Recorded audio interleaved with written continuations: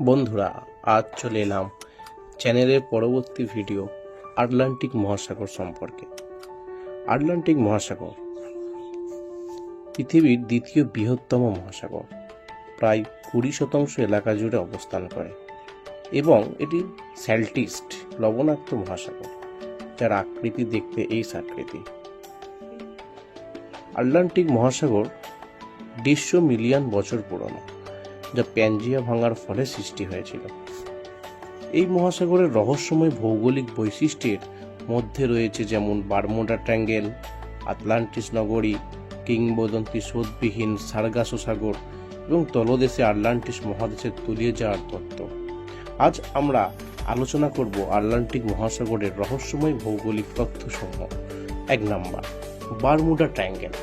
উত্তর আটলান্টিকে অবস্থিত এই অঞ্চলটি ডেভিলস ট্রায়াঙ্গেল নামে পরিচিত। এখানে রহস্যজনকভাবে অসংখ্য জাহাজ, বিমান নিখোঁজ হওয়ার একটা কাল্পনিক ঘটনা আছে, তার সঠিক কারণ আজও পুরোপুরি অস্পষ্ট। দ্বিতীয়, সার্গাসো সাগর।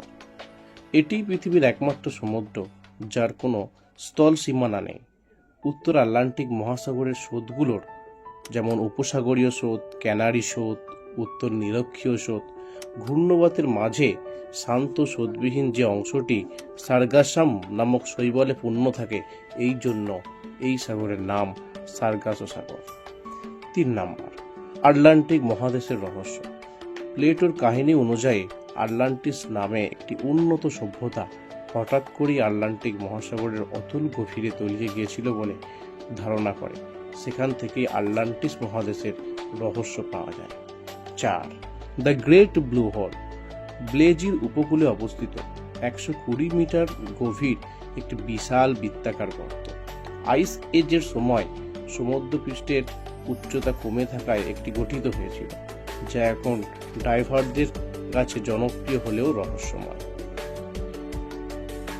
আটলান্টিক ও প্রশান্ত মহাসাগরের মিলন।